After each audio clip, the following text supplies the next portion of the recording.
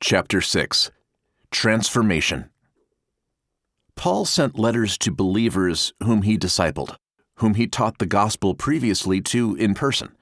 The believers in Jerusalem and the believers in Rome were probably the only groups he wrote to that received the message of the gospel through other missionaries, not through him. The Jews, knowing the law, needed to have the gospel preached to them in a specific way. But the Romans were Gentiles and needed to have it explained as to people who don't know anything about God and about the Old Covenant. Because he did not stay with the Romans for a length of time, as he did with other believers to teach them the gospel, Romans, from all his epistles, contains the most comprehensive, or the most detailed, written message of the gospel of Jesus left by Paul. He advises the Roman believers not to conform themselves to this world, but to be transformed by the renewing of their minds. Every religion aims for a change or a transformation of some kind. Christians, in particular, seek and talk about change and improvement of their lives, bodies, behavior, and an overall change to their understanding about God's demands of holiness. Unfortunately, over the past 2,000 years since the apostles first preached the gospel of Jesus, carnal-minded religious people, the wolves Jesus was cautioning his disciples and Paul told the Ephesians about, changed the gospel of Jesus into a different gospel. I remember the carnival games when the circus would come to our town. In the shooting game area, the guns they used had just one shot, and the guy behind the counter was always loading them himself. The rear sight of the gun was so designed that he was able to move it sideways without anybody realizing it. Every time he loaded it, he pushed it to the other side. If the first time you missed the target to the right, next time you would aim more to the left, but the guy had moved the sight in the other direction already, as he loaded it for you. It was a good business for them because nobody was able to win any of the nice prizes they had so attractively displayed. If deceit would be obvious, we would see it. But somebody is able to deceive us mostly because it is so close to the truth that we cannot see it. Missing the target just by a hair is still missing. The enemy keeps the deception so close to the truth that it's not easy to see it. Jesus and Paul did not warn the disciples about people who would tell them not to believe on the name of Jesus. That would be too obvious.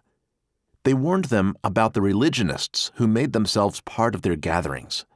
They were smart people and presented their malicious teachings wrapped in scriptural quotations.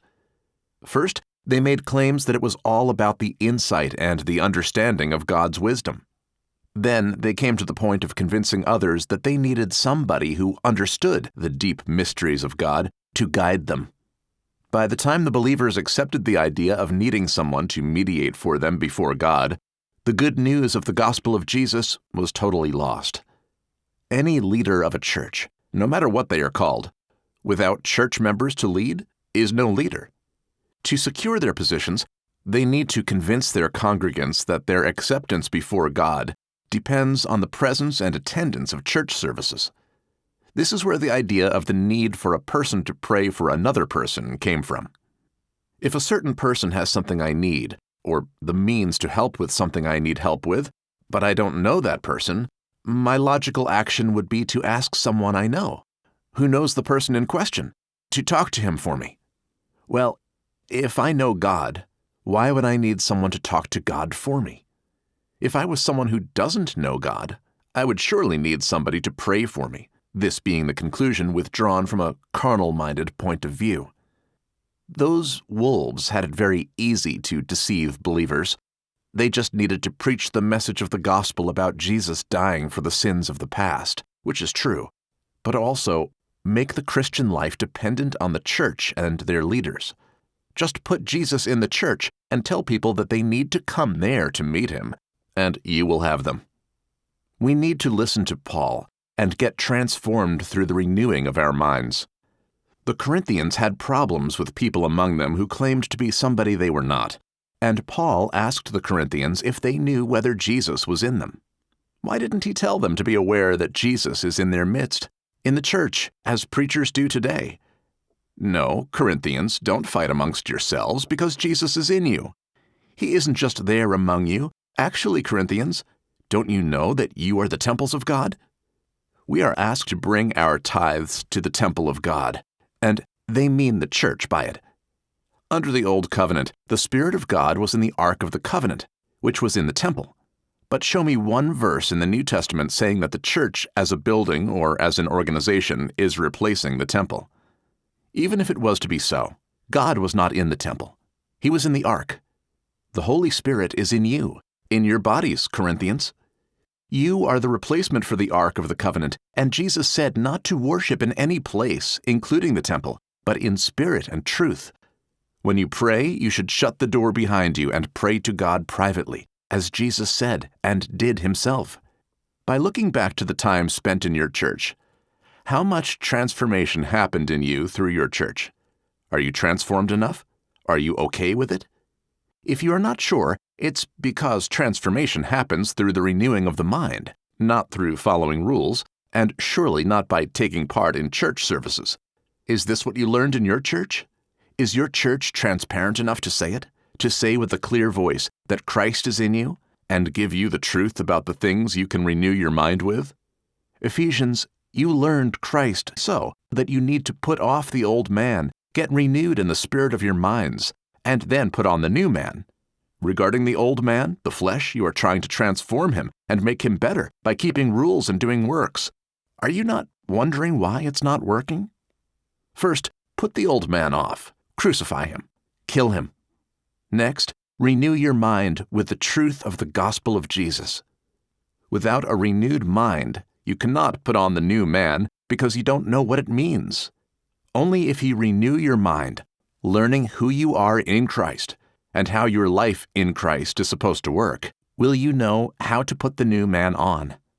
Colossians, if you take off the old self with his practices, there will be no anger, no rage, no malice, no slander, no filthy language, and no lying to each other. The new self is being renewed in knowledge, in his mind, in the image of his Creator. Transformation through the renewing of the mind will take us from living in the old man, with his carnal mind set on the things of the flesh, to living in the new man, with his renewed mind set on the things of the Spirit, walking by the Spirit. Peter said that through hope in God's promises we become partakers of his divine nature. If I don't know what he promised me, how can I become a partaker of God's divine nature?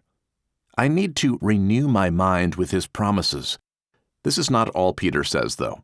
There is more. Becoming partakers of God's divine nature, we escape the corruption that is in the world through lust.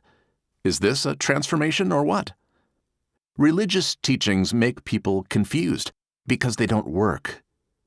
The truth of the gospel of Jesus, no matter how hard for someone to understand it because of their selfish ambitions, or no matter how opposed someone may be to it, will affect every person who has a hint of genuine desire to do God's will.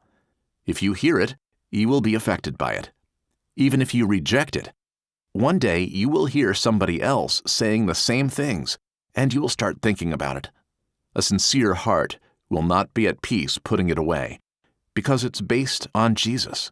It is the good news of the gospel of Jesus, and there is power in it. Trying to fix the body, the flesh, is not working. If you renew your mind with the fact that the body will remain the same as long as you live in it, then you will stop trying your way and will start asking Jesus to do it his way. To the Galatians, Paul writes that the flesh, the body, desires what is contrary to the Spirit, and the Spirit what is contrary to the flesh. They are in conflict with each other, and you cannot do what you want. Why? It's because the body remains the same. Even after receiving Jesus, it will not be changed at all. Then, how does this work? Before saying that the body and the Spirit are in conflict with each other, Paul said that if someone walks by the Spirit, they will not gratify the desires of the flesh.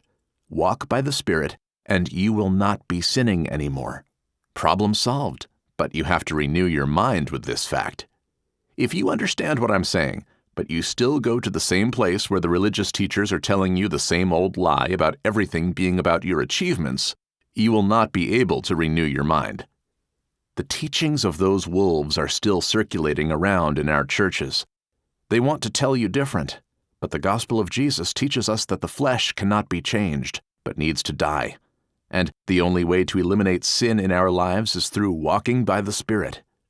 Paul says in Romans that he who walks not according to the flesh, but according to the Spirit, he is in Christ. To the Corinthians, he says that who is in Christ is a new creation. The transformation from a sinful old man to a new man who walks by the Spirit and is a totally new creation happens all the way through the renewing of the mind. There is discipleship and knowledge involved.